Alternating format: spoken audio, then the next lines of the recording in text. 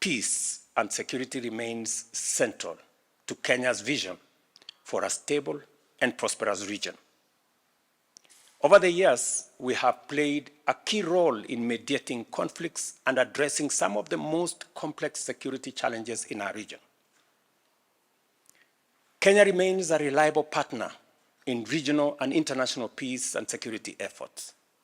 Over the weekend, I was in Dar es Salaam, Tanzania, co-chairing the first ever EAC SADC Joint Summit on the security situation in the DRC. Together with other leaders, we called for an immediate ceasefire, humanitarian access, and a peaceful resolution through a merged Nairobi-Luanda process that will centralize around dialogue. We made it very clear that there cannot be, and there is no possibility, of a military solution to this DRC problem. It is regrettable that diplomatic missions and peacekeeping forces, including SADC and UN personnel, have come under attack in DRC.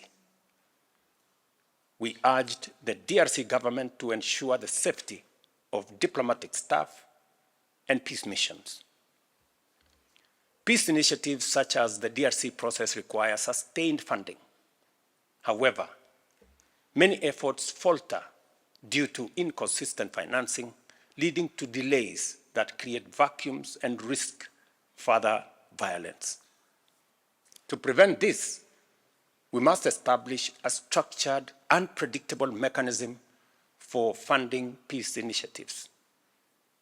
I urge states and international organizations to work together to guarantee adequate resources for effective peace building. In fact, as part of the reorganization of the African Union in the reform process, is to do more around conflict prevention and peace building, rather than managing conflicts when they are already fully blown. These are some of the discussions we will be having this week in Addis. To this end, we propose that EAC and SADC ministers convene a joint meeting to establish a joint technical team under the two regional secretariats. This team would develop a coordinated strategy for financing, ensuring accountability, and mobilizing support from partners, including those gathered here today, hopefully. A structured approach to funding and international engagement is essential to sustaining the EAC SADC Peace Initiative in the DRC. The situation in DRC is so dire, is so tragic. In fact, it is an indictment to leadership, not just in our region, but I think globally as well. Ladies and gentlemen, as the East African Chair, I also echo the calls of the African Union, SADC, the UN, the G7, European Union, Britain, and the United States, and others, for all the parties in the DRC conflict to prioritize negotiations, dialogue, and commit to all of us working towards achieving lasting peace. Kenya's peace and security efforts extend across the continent. To the Tumaini Initiative, which is aimed at fostering dialogue and reconciliation in South Sudan, to our contribution towards stabilizing Somalia. On the Tumaini process, we believe that process is in the tail end. Hopefully, in the next couple of weeks, maybe a month or two, we should be able to conclude that process and allow the people of South Sudan to focus on their development towards an election that will give the people of South Sudan the opportunity to choose their leaders. On the matter of Haiti, I think both Canada and The United States have spoken to this matter. There was information that wasn't correct about funding for the multinational security support mission in Haiti. As you all know, there is a lot of fake news all over the place.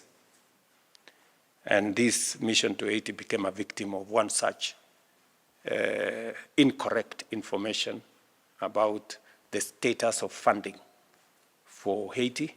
And as has been confirmed, because of the centrality and the importance of peace and security and stability in Haiti, all parties agreed that this is one intervention that requires all our support. We have resources in the UN Trust Fund that will support the mission. The US has also committed to waive the pause that is going on funding with respect to Haiti, and their support for all the other military capabilities will continue, as has been said by the charge from the US. We are well underway, and there is a lot of progress that has been made. Many other countries have come forward to contribute men and women and other resources, and we want to thank all the partners that have made contributions towards this mission. My request to all of you is to support the transition from support for this mission to a peacekeeping operation. There is already a proposal on the table, and I would request that if your countries can support this so that we can have a predictable financing model for us to undertake the responsibility and the job that we have in Haiti to secure that country, give a chance to the people of Haiti to elect their government, to run the affairs of their country, and we save them from the current challenges that they have. We are actively working to enhance Nairobi's position as a hub for multilateral diplomacy by ensuring international organizations enjoy necessary privileges. We continue to expand infrastructure and to enhance our security situation, not just in Kenya, but more specifically in Nairobi. However, the evolving global landscape calls for urgent reforms to make multilateral institutions more responsive to the needs of all nations. Kenya strongly supports UN reform, particularly greater representation for Africa.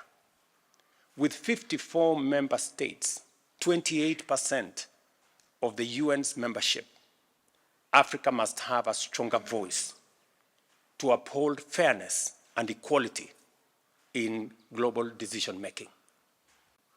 On the Somali process, we are participating in the post-ATMIS arrangement and possibly working with other partners in the new arrangement to see how efforts of stabilizing Somalia can be achieved using and working with all the troop contributing countries and all the other partners that are supporting that process.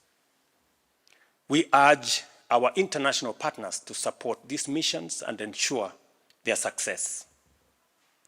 In late January, I met Sudan's foreign minister and discussed the terrible situation in Sudan, and I believe this is our next frontier of engagement. I had a robust engagement with the President al-Sisi of Egypt on these matters touching on Sudan and on what Kenya and Egypt and all the other neighbors can contribute towards the situation that keeps deteriorating in Sudan.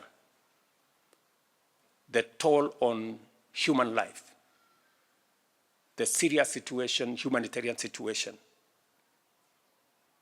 the atrocities that are going on in that country are just unimaginable. And we cannot continue, it cannot continue to be what it is.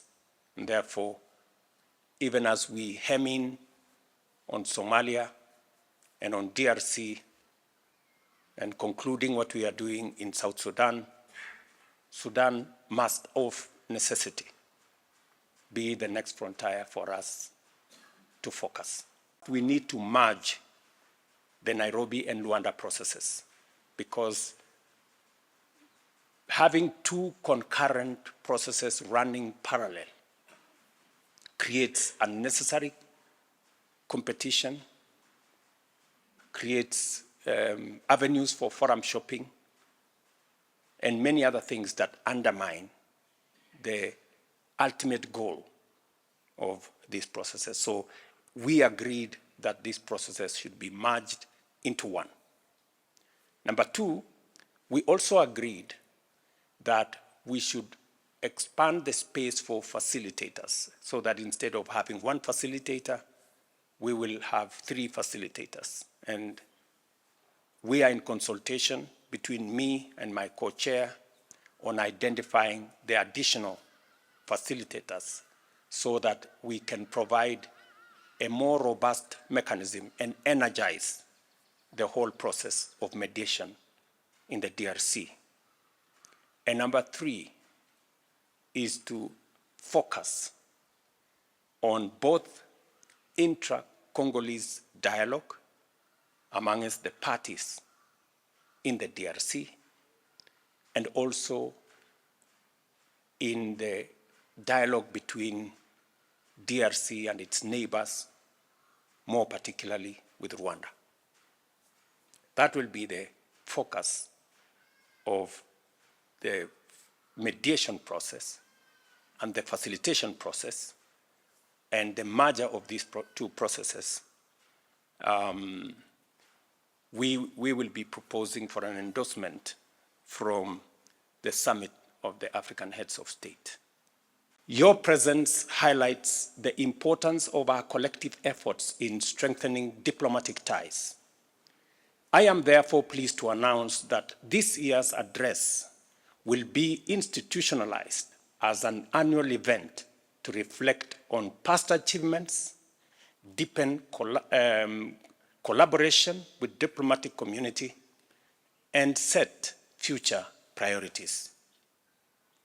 Regular engagements will enhance mutual understanding and strategic alignment on many issues that affect all our nations.